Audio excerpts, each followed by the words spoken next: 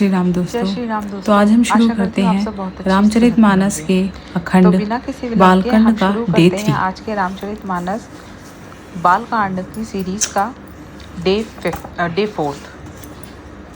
तो चलिए हम अपना पाठ शुरू कर देते हैं। बस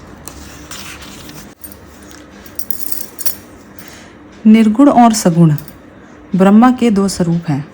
ये दोनों ही अकथनीय, अथाह, अनादि और अनुपम हैं।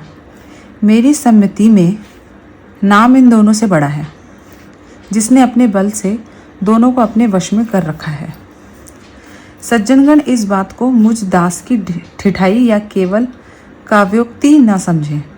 मैं अपने मन के विश्वास, प्रेम और रुचि की बात कहता हूँ। दोनों प्रकार के ब्रह्मा का ज्ञान अग्नि के समान है। निर्गुण उस अप्रकट अग्नि के समान है जो काठ के अंदर है परंतु दिखती नहीं, और सगुण उस प्रकट अग्नि के समान है जो प्रत्यक्ष दिखती है। तत्वतः दोनों एक ही हैं, केवल प्रकट अप्रकटे के भेद से भिन्न मालूम होती हैं।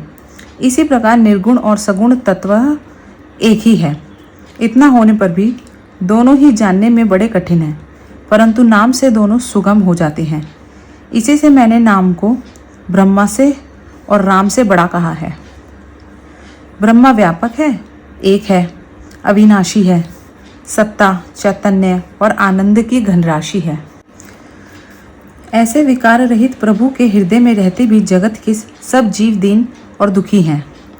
नाम का निरूपण करके नाम के यथार्थ स्वरूप, महिमा, रहस्य और प्रभाव को जानकर नाम का जतन करने से वही ब्रह्मा ऐसे प्रकट हो जाते हैं जैसे रत्न के जानने से उसका मूल्य। इस प्रकार निर्गुण से नाम का प्रभाव अत्यंत बड़ा है। अब अपने विचार के अनुसार कहता हूँ कि नाम राम से भी बड़ा है। श्री रामचंद्र जी ने भक्तों के हित के लिए मनुष्य शरीर धारण करके स्वयं कष्ट सहकर साधुओं को सुखी किया, परंतु भक्तगण प्रेम के साथ नाम का जप करते हुए सहज ही में आनंद और कल्याण के घर हो जाते हैं। श्री राम जी ने एक तपस्वी की स्त्री को ही तारा, परंतु नाम ने करोड़ों दुष्टों की बिगड़ी बुद्धि को सुधार दिया। श्री राम जी ने ऋषि विश्वामित्र के हित के लिए एक सुकेतु यक्ष की कन्या ताड़का की सेना और पुत्र सहित समाप्ति की, परंतु नाम अपने भक्तों के दोष, दुख और दुराशाओं का इस तरह नाश कर देता है जैसे सूर्य रात्रि का। श्री राम जी ने तो स्वयं शिव जी के धनुष को तोड़ा, परंतु नाम का प्रताप ही संसार के सब भयों का नाश करने वाला है। प्रभु श्री राम जी ने दंडक वन को सुहावना बनाया, परंतु नाम ने असंख्य मनुष्यों के मन को पवित्र कर दिया। श्री रघुनाथ जी ने राक्षसों के समूहों को मारा, परंतु नाम तो कलयुग के सारे पापों की जड़ उखाड़ने वाला है। श्री रघुनाथ जी ने तो शबरी, जटायु आदि उत्तम सेवकों को ही मुक्ति दी, परंतु नाम ने अगणित दुष्टों का उद्धार किया। नाम के गुणों की कथा वेदों में प्रसिद्ध है। श्री राम जी ने सुग्रीव और विभीषण दो को ही अपने शरण में रखा, यह सब कोई जानते हैं, परंतु नाम ने अनेक गरीबों पर कृपा की है। नाम का यह सुंदर विरध लोक और वेद में विशेष रूप से प्रकाशित है। श्री राम जी ने तो भालू और बंदरों की सेना बटोरी और समुद्र पर पुल बांधने के लिए थोड़ा परिश्रम नहीं किया, परंतु नाम लेते ही संसार समुद्र सूखा हो जाता है। सज्जनगण, मन में विचार कीजिए कि दोनों में कौन बड़ा है। श्री रामचंद्र जी ने कुटुंब सहित रावण को युद्ध में मारा, तब सीता सहित उन्होंने अपने नगर अयोध्या में प्रवेश किया। राम राजा हुए, अवध उनकी राजधानी हुई। देवता और मुनि सुंदर वाणी से जिनके गुण गाते हैं, परंतु सेवक प्रेम पूर्वक नाम के स्मरण मात्र से बिना परिश्रम मोह की प्रबल सेना को जीतकर प्रेम में मगन हुए अपने ही सुख में विचरते हैं। नाम के प्रसाद से उन्हें सपने में भी कोई चिंता नहीं सताती। इस प्रकार नाम ब्रह्मा और राम दोनों से बड़ा है। यह वरदान देने वालों को भी वर देने वाला है। श्री शिवजी ने अपने हृदय में यह जानकर ही 100 करोड़ रामचरित में से इस राम नाम को ग्रहण किया है। मास पारायण पहला विश्राम। नाम ही के प्रसाद से शिवजी अविनाशी हैं और अमंगल वेश वाले होने पर भी मंगल की राशि है। शुकदेव जी और सनकादिक सिद्ध मुनि योगीगण नाम के ही प्रसाद से ब्रह्मानंद को भोगते हैं। नारद जी ने नाम के प्रताप को जाना है। हरि सारे संसार को प्यारे हैं और आप हरि और हर दोनों को प्रिय हैं। नाम के जपने से प्रभु ने कृपा की, जिससे प्रहलाद भक्ति शिरोमणि हो गए। ध्रुव जी ने ग्लनी से हरि नाम को जपा और उसके प्रताप से अचल अनुपम स्थान प्राप्त किया। हनुमान जी ने पवित्र नाम का स्मरण करके श्री राम जी को अपने वश में रखा है। नीच, अजमिल, गज और गणिका भी श्री हरि के नाम के प्रभाव से मुक्त हो गए। मैं नाम की बड़ाई कहाँ तक कहूँ, राम भी नाम के गुणों को नहीं गा सकते। कलयुग में राम का नाम कल्पतरु और कल्याण का निवास है, जिसको स्मरण करने से भागसा तुलसीदास तुलसी के समान हो गया। चारों युगों में, तीनों कालों में और तीनों लोकों में नाम को जपकर जीव शोकर रहित हुए हैं। वेद, पुराण और संतों का मत यही है कि समस्त पुण्यों का फल श्री राम जी में प्रेम होना है। पहले सत्य युग में ध्यान से, दूसरे त्रेता युग में यज्ञ से और द्वापर में पूजने से भगवान प्रसन्न होते हैं। परंतु कलयुग केवल पाप की जड़ और मलिन है। इसमें मनुष्यों का मन पाप रूपी समुद्र में मछली बना हुआ है, अर्थात पाप से कभी अलग होने ही नहीं चाहता। इससे ध्यान, यज्ञ और पूजन नहीं बन सकते। ऐसे काल में तो नाम ही कल्प वृक्ष है, जो स्मरण करते ही संसार के सब जंजालों को नाश कर देने वाला है। कलयुग में यह राम नाम मनोवांछित फल देने वाला है। परलोक का परम हितैषी और इस लोक का माता पिता है, अर्थात परलोक में भगवान का परम धाम देता है और इस लोक में माता पिता के समान सब प्रकार से पालन और रक्षण करता है। कलयुग में न कर्म है, न भक्ति है और न ज्ञान ही है। राम नाम ही एक आधार है। कपट की खान कलयुगी रूपी कालनेमी के लिए राम नाम ही बुद्धिमान और समुद्र श्री हनुमान जी है। राम नाम श्री नरसिंह ही भगवान है। कलयुग हिरण्यकशिपु है और जप करने वाले जन प्रहलाद के समान हैं। यह राम नाम देवताओं के शत्रु को मारकर जप करने वालों की रक्षा करेगा। अच्छे भाव प्रेम से, बुरे भाव वैर से, क्रोध से या आलस्य से, किसी तरह से भी नाम जपने से 10 दिशाओं में कल्याण होता है। उसी परम कल्याणकारी राम नाम का स्मरण करके और श्री रघुनाथ जी को मस्तक नवाकर मैं श्री राम जी के गुणों का वर्णन करता हूँ। वे श्री राम जी मेरी सब तरह से सुधार लेंगे, जिनकी कृपा करने से नहीं अगाती। राम से उत्तम स्वामी और मुझ सरीखा बुरा सेवक, इतने पर भी उन दयानिधि ने अपने ओर देखकर मेरा पालन किया है। लोक और वेद में भी अच्छे स्वामी की यही रीति प्रसिद्ध है कि वह विनय सुनते ही प्रेम को पहचान लेता है। अमीर, गरीब, गवार, नगरवासी, पंडित, मूर्ख, बदनाम, यशस्वी, सुकवी, कुकवी, सभी नर नारी अपनी अपनी बुद्धि के अनुसार राजा की सराहना करते हैं और साधु, बुद्धिमान, सुशील, ईश्वर के अंश से उत्पन्न कृपालु राजा सबकी सुनकर और उनकी वाणी, भक्ति, विनय और चाल को पहचानकर सुंदर मीठी वाणी से सबका यथोभाग्य सम्मान करते हैं। यह स्वभाव तो संसारी राजाओं का है। कौशलनाथ श्री रामचंद्र जी तो चतुर शिरोमणि हैं।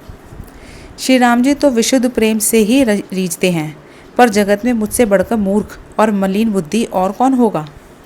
तथापि कृपालु श्री रामचंद्र जी मुझ दुष्ट सेवक की प्रीति और रुचि को अवश्य रखेंगे, जिन्होंने पत्थरों को जहाज और बंदर भालुओं को बुद्धिमान मंत्री बना लिया।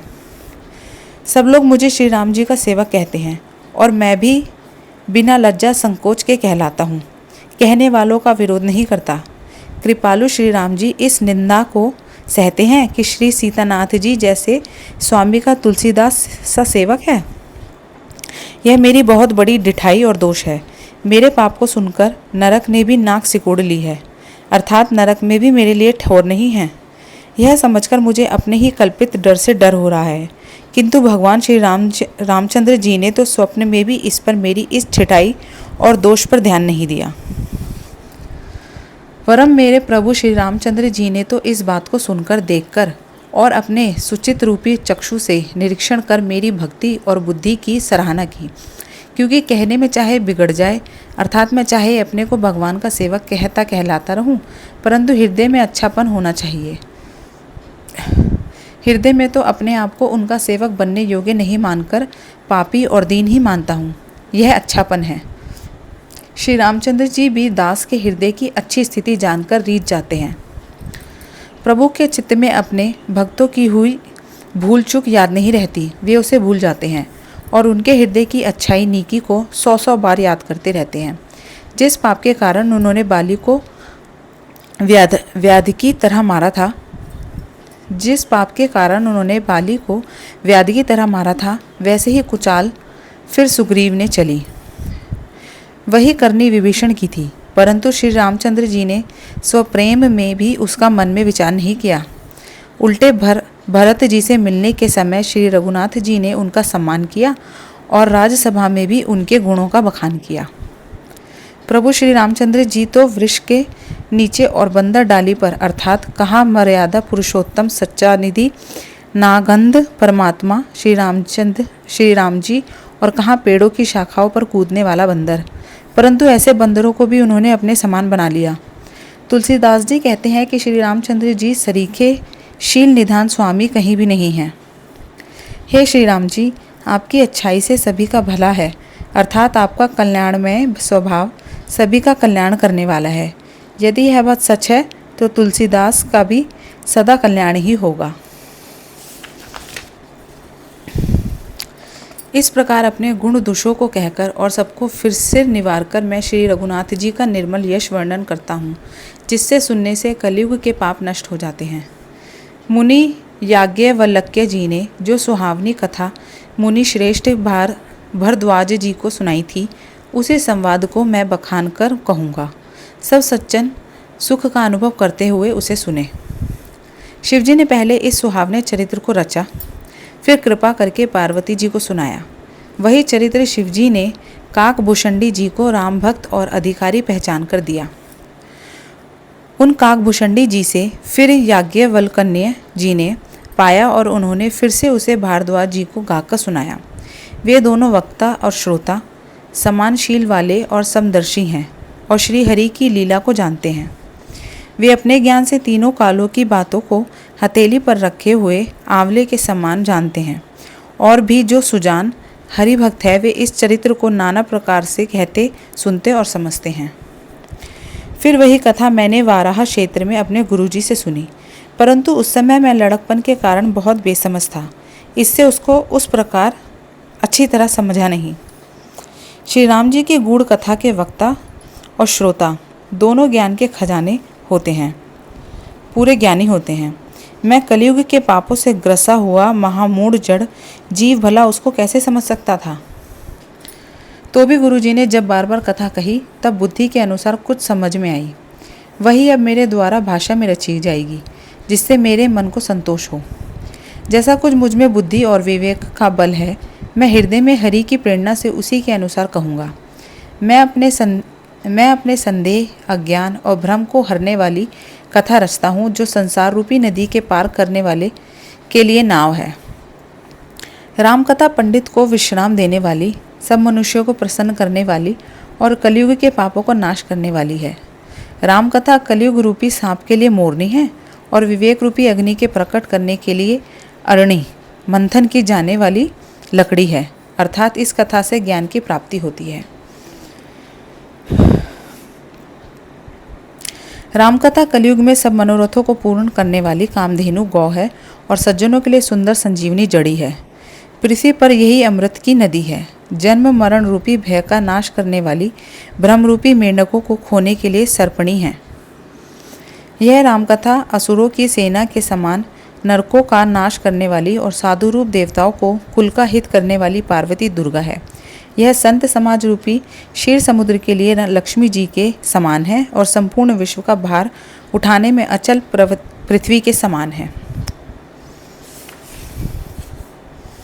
यमदूतों के मुख पर कालिख लगाने के लिए यह जगत में यमुना जी के समान है और जीवों को मुक्ति देने के लिए मानो काशी ही है।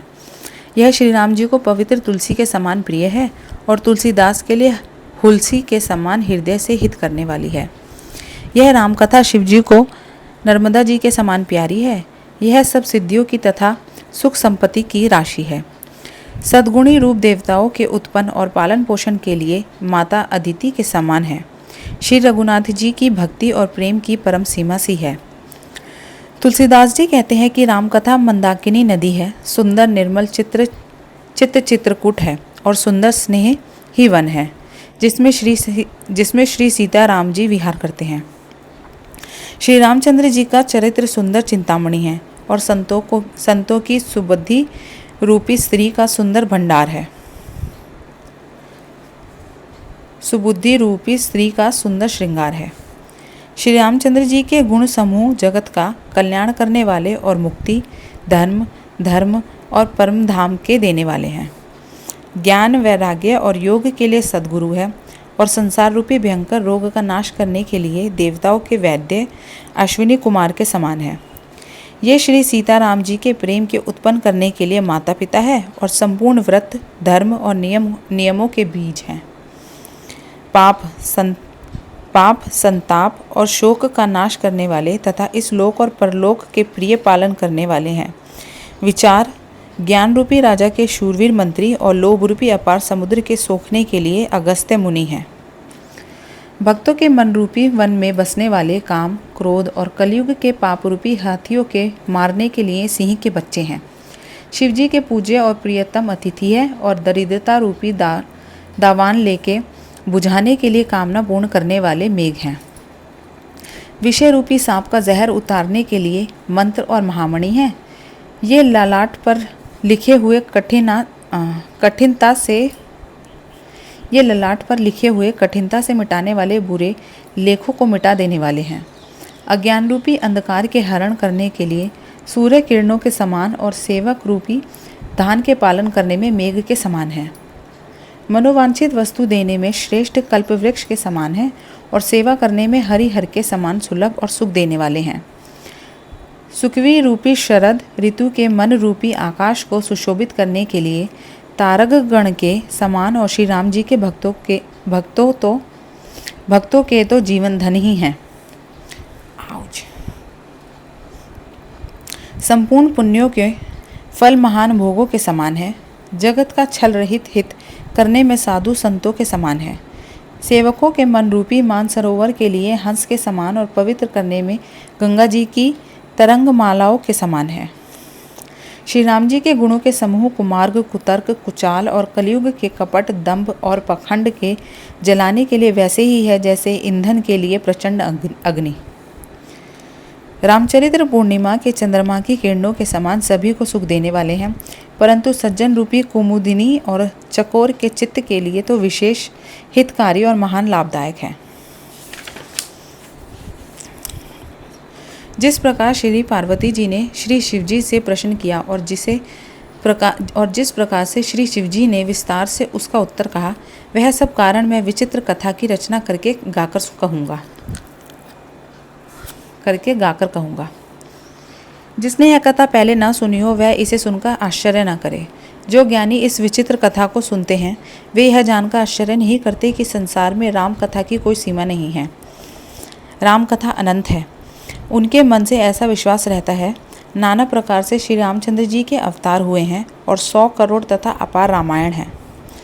कल्प भेद के अनुसार श्री हरि के सुंदर चरित्रों को मुनीश्वरों ने अनेकों प्रकार से गाया है। हृदय में ऐसा विचार कर संदेह न कीजिए और आदर सहित प्रेम से इस कथा को सुनिए। श्री रामचंद्र जी